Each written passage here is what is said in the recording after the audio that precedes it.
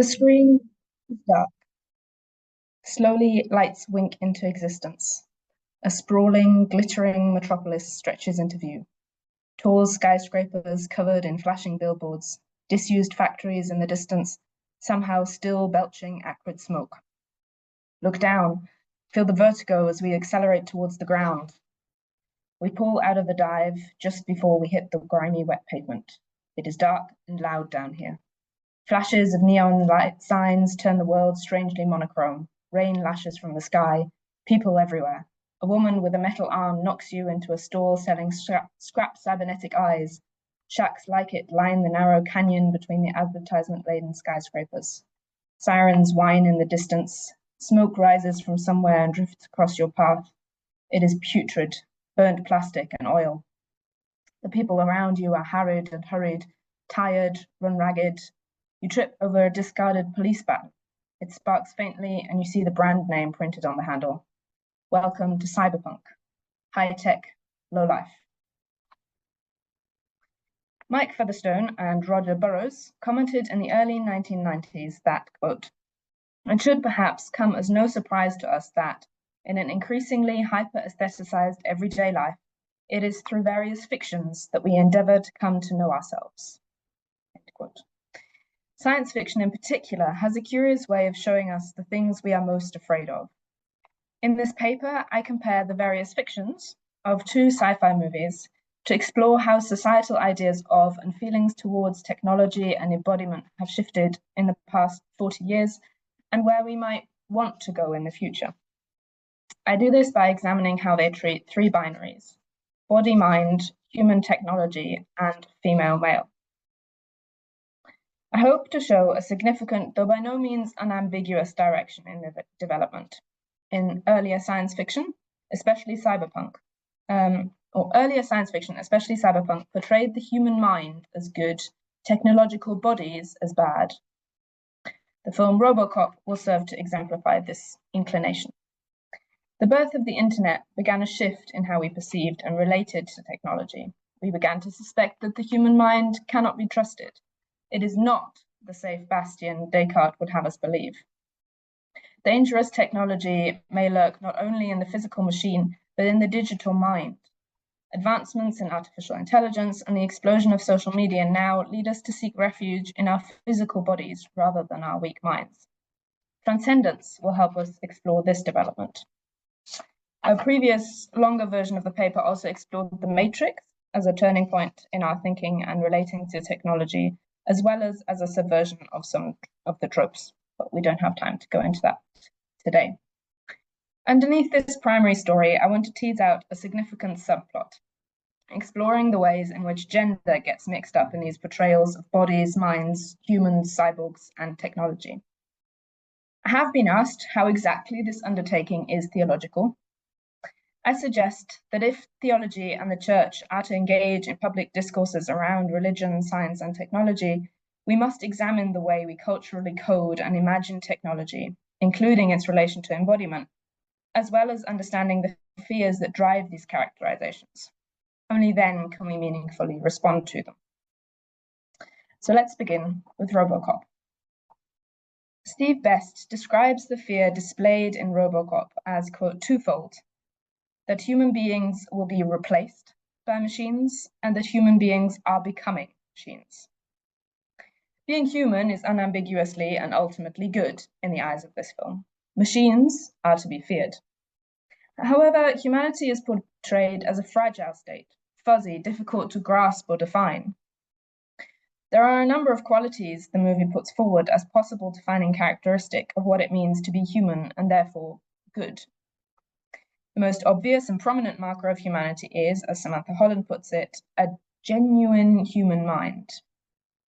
As Holland goes on to point out, however, appearances are deceiving, and what makes a mind genuinely human is often difficult to detect. A human body does not necessarily indicate a human or humane mind, for instance. And crucially, a technological body does not necessarily preclude a human mind. How then can the good human mind be identified? Holland points out that, quote, the unconscious plays a central part in the cyborg film, where its presence generally denotes the humanness of the self which is endowed with it. Robocop, or Murphy, is the perfect example of this.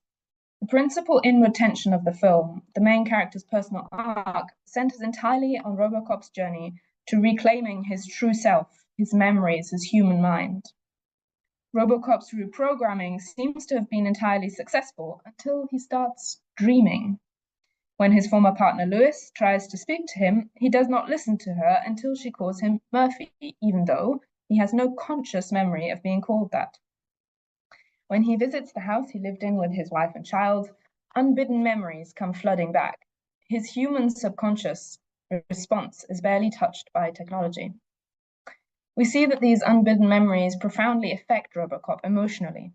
This leads us onto the second quality of a good human mind, the ability to feel pain. Robocop clearly feels both emotional and physical pain. He is troubled and upset about his family. He is distressed by the fact that he is restricted by his programming. He shouts with pain when physically injured. Most arrestingly, he asks to be left alone by Lewis to process his emotions when she tells him about his family, telling her that I can feel them, but I can't remember them. Leave me alone. Finally, the cyborg film, and Robocop in particular, highlight and underline the fragility of human bodies, in contrast to technological ones, through the foregrounding of physical violence. Human bodies are easily thrown around, crushed, riddled with bullets, torn apart, blood spurting dramatically. Robocop's body, on the other hand, is almost invulnerable. Even when he does get damaged, it's easily fixed. The human body cannot be depended upon to resist technology. It is weak and unstable, easily breached. The mind is the theater of resistance. Despite how severely Robocop's body has been changed, once his subconscious mind has been awakened, he does not stop fighting, resisting the dehumanization that is brought against him. Moving on to Transcendence. Transcendence provides an excellent counterpoint to Robocop. The inciting incident is curiously similar. A man is fatally injured and has his life saved with the aid of technology. However, the technology by which this is achieved has changed dramatically. Where in Robocop, the technology was decidedly physical, here it is mental, digital. In Robocop, Murphy has his body sacrificed to the machine. Will Caster gives his mind to the computer. In contrast to Robocop, Transcendence does not portray technology as unambiguously evil. In fact, physical technology can be beautiful and inspiring. A short clip of a dream catcher decorated with a computer chip plays several times throughout the film in moments of serenity and reflection. Digital technology, meanwhile, is more controversial. The three protagonists each stand in for a different possible perspective on digital technology and AI. Evelyn is from the first driven in the pursuit of progress. Digital technology, it seems, is just one part of that.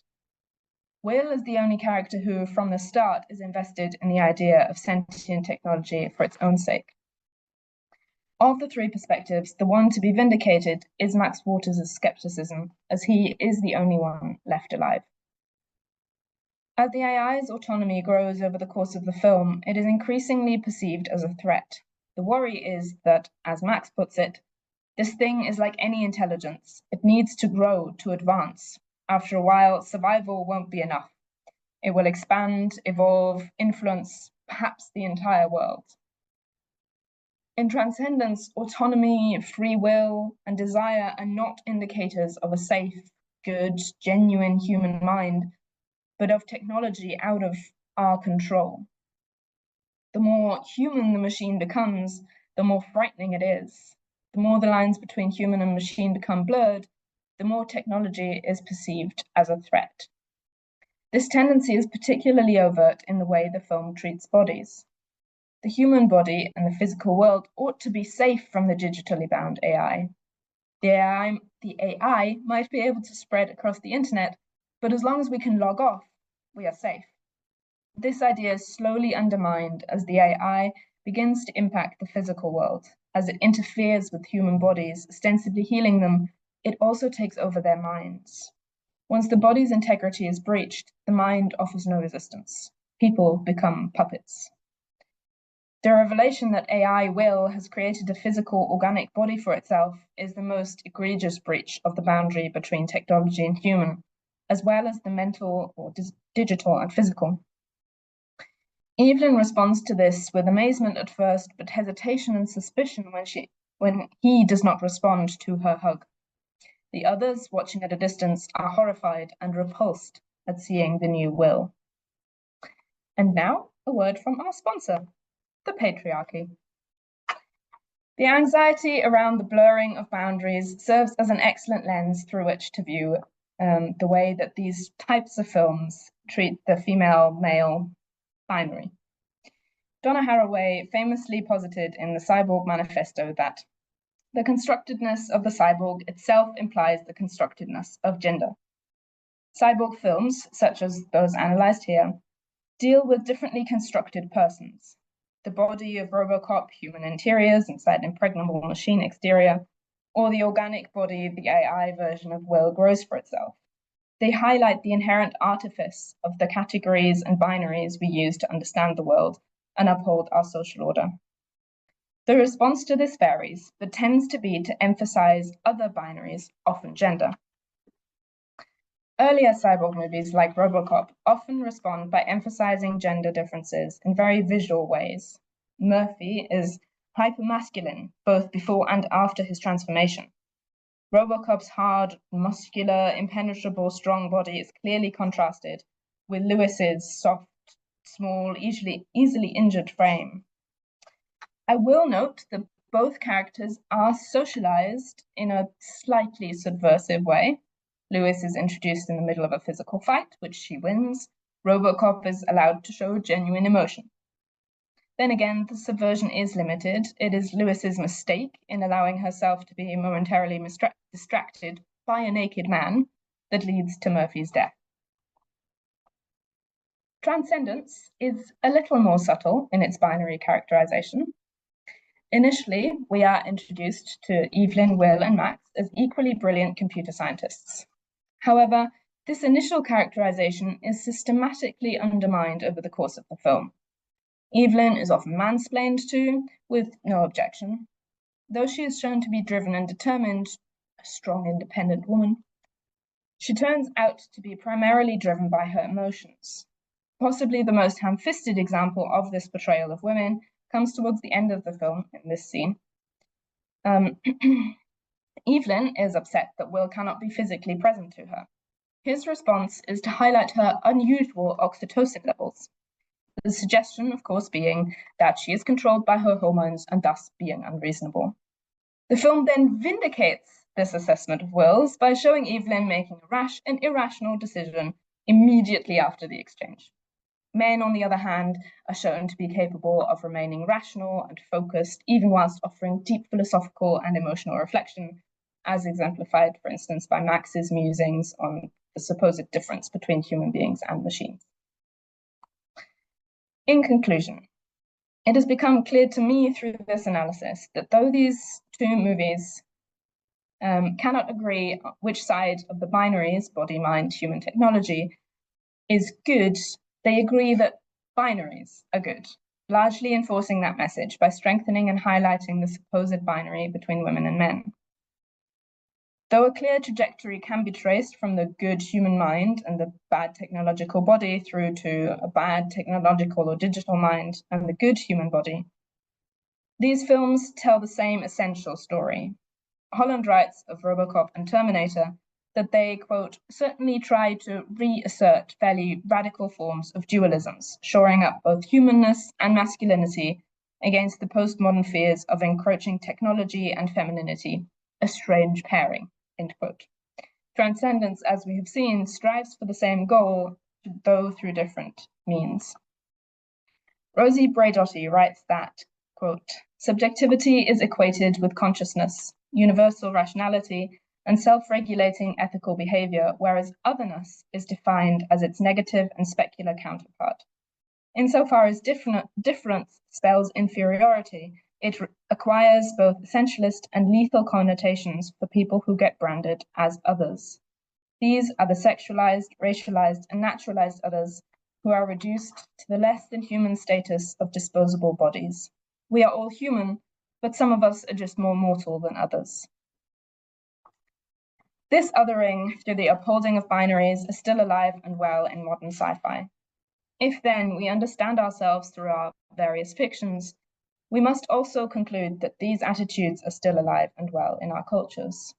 Maybe we have not come as far as our attitudes towards those on the other side of our constructed binaries as the technological advances shown to us in our fictions would have us believe.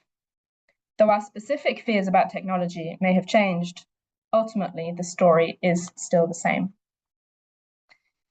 And I have put together a playlist of songs that inspired and helped me write this paper. So if you would like to take a look, there's a wee QR code for you there. Thank you very much.